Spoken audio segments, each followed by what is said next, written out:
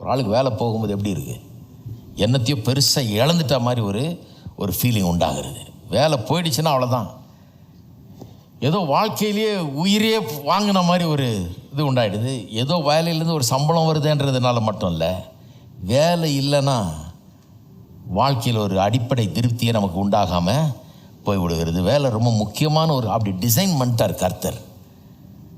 Design பண்ணதுனால அதை செய்யாமல் இருக்கும்போது நமக்கு ஒரு பெரிய திருப்தி, ஒரு நிறைவு ஏற்படுவதில்லை. திருப்தி நிறைவு இல்லைன்னா வாழ்க்கையே ஒரு சூன்யமாகி விடுகிறது. ஆதியாகமம் 1ஆம் அதிகாரம் 26 28 வரைக்கும் வாசிக்கிறேன். அதுக்கப்புறம் 2ஆம் அதிகாரம் 15 24 வரைக்கும் வாசிக்கிறேன். பின்பு தேவன் நமது சாயலாகவும் நமது ரூபத்தின்படியும் மனுஷனை உண்டாக்குவோமாக, அவர்கள் சமுத்திரத்தின் மச்சங்களையும் ஆகாயத்து பறவைகளையும் மிருக ஜீவன்களையும் பூமி அனைத்தையும் பூமியின் மேல் ஊறும் சகல பிராணிகளையும் ஆளக்கடவர்கள் என்றார். தேவன் தம்முடைய சாயலாக மனுஷனை சிருஷ்டித்தார், அவனை தேவ சாயலாகவே சிருஷ்டித்தார், ஆணும் பெண்ணுமாக அவர்களை சிருஷ்டித்தார். பின்பு தேவன் அவர்களை நோக்கி, நீங்கள் பலுகி பெருகி பூமியை நிரப்பி அதை கீழ்ப்படுத்தி சமுத்திரத்தின் மச்சங்களையும் ஆகாயத்து பறவைகளையும் பூமியின் மேல் நடமாடுகிற சகல ஜீவ ஜந்துகளையும் ஆண்டு கொள்ளுங்கள் என்று சொல்லி தேவன் அவர்களை ஆசீர்வதித்தார். 2:15 தேவனாய கர்த்தர் மனுஷனை ஏதேன் தோட்டத்தில் அழைத்து கொண்டு வந்து அதை பண்படுத்தவும் காக்கவும் வைத்தார். தேவனாய கர்த்தர் மனுஷனை நோக்கி, நீ தோட்டத்தில் உள்ள சகல விருட்சத்தின் கனியும் புசிக்கலாம், ஆனாலும் நன்மை தீமை அறியத்தக்க விருட்சத்தின் கனியை புசிக்க வேண்டாம், அதை நீ புசிக்கும் நாளில் சாகவே சாவாய் என்று கட்டளையிட்டார். பின்பு தேவனாய கர்த்தர் மனுஷன் தனிமையாயிருப்பது நல்லதல்ல, ஏற்ற துணை அவனுக்கு உண்டாக்குவேன் என்றார். தேவனாய கர்த்தர் வெளியின் சகலவித மிருகங்களையும் ஆகாயத்தின் சகலவித பறவைகளையும் மண்ணினாலே உருவாக்கி ஆதாம் அவைகளுக்கு என்ன பேரிடுவான் என்று பார்க்கும்படி அவளை அவனிடத்தில் கொண்டு வந்தார். அந்தந்த ஜீவ ஜந்துக்கு ஆதாம் எந்தெந்த பேரிட்டானோ அதுவே அதற்கு பேராயிற்று. அப்படியே ஆதாம் சகலவித நாட்டு மிருகங்களுக்கும் ஆகாயத்து பறவைகளுக்கும் சகலவித காட்டு மிருகங்களுக்கும் பேரிட்டான். ஆதாமுக்கோ ஏற்ற துணை இன்னும் காணப்படவில்லை. அப்பொழுது தேவனாய கர்த்தர் ஆதாமுக்கு அயர்ந்த நித்திரையை வரப்பண்ணினார். அவன் நித்திரை அடைந்தான். அவன் விலா எலும்புகளில் ஒன்றை எடுத்து அந்த இடத்தை சதையினால் அடைத்தார். தேவனாய கர்த்தர் தம் மனுஷனில் எடுத்து விலா எலும்பை மனுஷியாக உருவாக்கி அவளை மனுஷனிடத்தில் கொண்டு வந்தார். அப்பொழுது ஆதாம், இவள் என் எலும்பின் எலும்பும் என் மாம்சத்தின் மாம்சமாய் இருக்கிறாள், இவள் மனுஷனில் எடுக்கப்பட்டபடியால் மனுஷி எனப்படுவாள் என்றான். இது நிமித்தம் புருஷன் தன் தாப்பனையும் தன் தாயை விட்டு தன் மனைவியோடு இசைந்திருப்பான், அவர்கள் ஒரே மாம்சமாய் இருப்பார்கள்.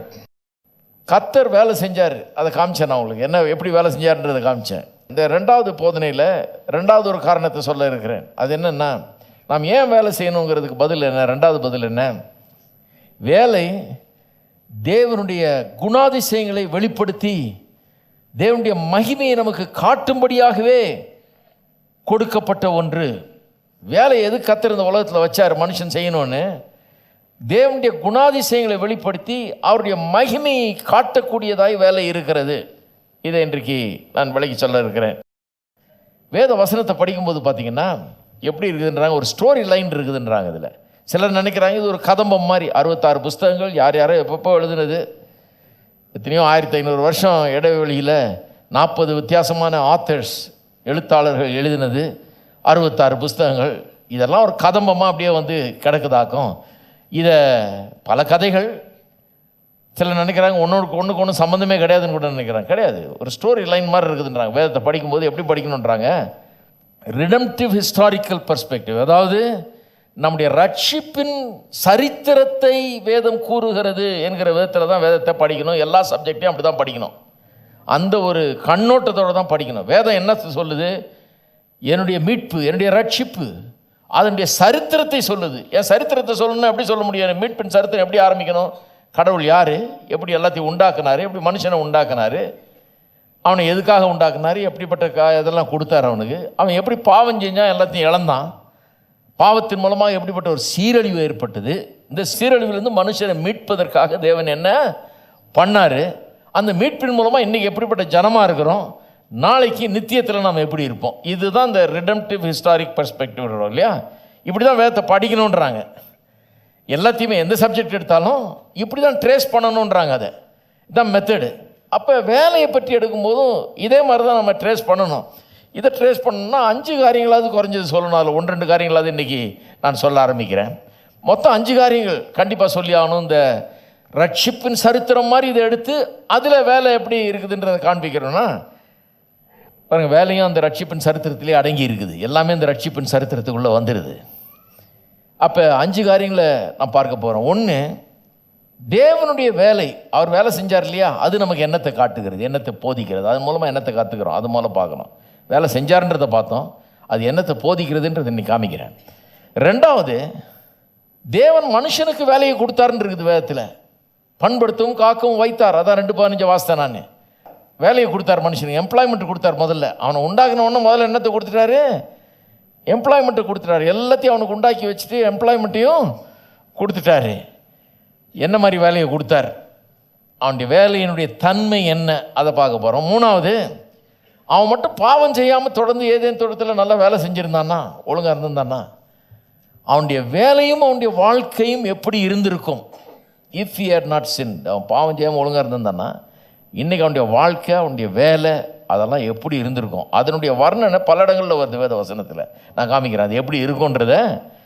உபாகமம் 28, சங்கீதம் 128 இப்படி போன்ற வசனங்கள் எல்லாம் பார்த்தீங்கன்னா எதை சொல்லுது, கர்த்தருக்கு பயப்படுகிற மனுஷன் இப்படியெல்லாம் இருப்பான்னா என்ன அர்த்தம், ஏதேன் தோட்டத்தில் ஒழுங்காக இருந்ததா இப்படி தான் இருந்திருப்பேன்னு அர்த்தம் இல்லையா. அதை பார்க்க போகிறோம், அதெல்லாம் பார்ப்போம். ரொம்ப இன்ட்ரெஸ்டிங். அது எப்படி இருந்திருக்கலாம் மனுஷன் ஒழுங்காக இருந்திருந்தான்னா அப்படின்னு. 4வது, அவன் பாவம் செஞ்ச பிறகு அவன் மேலே வந்த தண்டனை, அந்த சாபம் எல்லாம் எப்படி வேலையை பாதித்து அது அவனுக்கு அதை கடினமாக்குனது. தேவன் அவனுக்கு கொடுத்த வேலையை அவன் செய்கிறதுக்கு ரொம்ப கஷ்டமாயிடுச்சு. இப்போது அதுதான் அந்த தண்டனை, அதை பற்றி பார்ப்போம். அதுக்கப்புறம் 5வது, எப்படி நம்முடைய மீட்பு தேவன் நமக்காக வைத்திருந்த ஒரிஜினல் திட்டத்துக்குள்ளே மறுபடியும் எப்படி கொண்டு வருது. வேலைக்காகவும் நமக்காகவும் கர்த்தர் வச்சிருந்த ஒரிஜினல் திட்டம், வேலையை நாம் என்ன செய்யணும், எதுக்கு செய்யணும், அது நமக்கு எப்படி இருக்கணும், எப்படி ஆசீர்வாதமாக இருக்கணுன்ற அந்த ஒரிஜினல் திட்டத்துக்குள்ளே எப்படி மீட்பு நம்ம கொண்டு வருது. அது 5வது. இதை சொன்னால் தான் அந்த ரிடம்டிவ் ஹிஸ்டாரிக் ஸ்டோரி அது வரும், ஸ்டோரி லைன் கரெக்டாக வரும். அப்படி தான் வேத வசனத்தை படிக்கணும். அதனால தான் ஆதியாகமம் 1லேருந்து ஆரம்பிக்கிறோம் இல்லையா. சரி, தேவனுடைய வேலை நமக்கு என்னத்தை போதிக்கிறதுன்றதை கவனிப்போம் குயிக்காக. பாருங்கள், தேவன் 6 நாள் வேலை செஞ்சு 7வது நாள் ஓய்வு இருந்தார். ஏன் ஓய்வு இருந்தார், களைப்பாக இருந்ததுனால ஓய்வு இல்லை. தேவன் களைக்கிறதும் இல்லை, அவருக்கு ஓய்வு தேவையும் கிடையாது. ஏசாயால சொல்லியிருக்கு இல்லையா, அறியாயோ நீ அறியாயோ, தேவன் என்ன ஆகுறது, நான் டயர்டாகவே ஆகிறது இல்லை. கர்த்தருக்கு காத்திருக்கிறவர்கள் புதுபலன் அடைந்து செட்டையில் அடித்து கழுகுகளை போல புது பலன் அடைந்து கிளம்புவார்களாம். ஓடினாலும் இளைப்படையார்கள், நடந்தாலும் சோர்ந்து போகார்கள். எப்படி சொல்லியிருக்கு பாருங்க.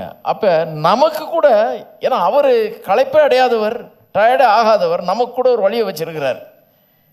நாம் மனுஷர்கள், நம்ம களைப்பு அடைகிறோம், நமக்கு கூட ஒரு வழியை வச்சிருக்கிறார். எப்படி, கர்த்தருக்கு காத்திருக்கிறது மூலமாக மன சோர்வெல்லாம் நீங்கி பெரிய ஒரு வேகத்தோடு கிளம்பக்கூடியவர்களாக, நமக்கு தெம்பையும் வேகத்தையும் அளிக்கக்கூடியதாக தேவனோடு கூட இருக்கிற உறவு அது கூட வேலை செய்து பாருங்கள். அவரை போலவே நம்ம மாற்றுகிறது. ஓடினாலும் இளைப்படையார்கள், நடந்தாலும் சோர்ந்து போகாதவர்களாக நம்மை மாற்றுகிறது. எல்லா சூழ்நிலையிலும் தெம்போடு இருக்கிறவர்களாக நம்மை மாற்றுகிறது. சரி, அதுலேருந்து என்ன கற்றுக்கிறோம், செஞ்ச வேலையிலேருந்து நம்ம என்ன கற்றுக்கிறோங்கிறத பார்ப்போம். 1, தேவன் எல்லாத்தையும் எப்படி சிருஷ்டித்தார், தம்முடைய வாயின் வார்த்தைகள் மூலமாய் சிருஷ்டித்தார். வார்த்தையின் வல்லமையின் மூலமாக தான் எல்லாத்தையும் சிருஷ்டித்தார். வேதவசனம் சொல்லுது, நம்ம அவரை மாதிரி உண்டாக்கி இருக்கிறார், சிருஷ்டித்திருக்கிறார், அவருடைய சாயலின்படி ரூபத்தின்படி உண்டாக்கி இருக்கிறார்னு சொல்லுது 1:26 ஆதியாகமத்தில். எபேசியர் 5:1 சொல்லப்பட்டிருக்கிறது, தேவனை பின்பற்றுகிறவர்களாக இருங்கள். ஆங்கிலத்தில் ரொம்ப அழகாக வருது, பி ஃபாலோவர்ஸ் ஆஃப் காட். தேவனுடைய ஃபாலோவர்ஸாக இருங்கன்றார். அவர் எப்படி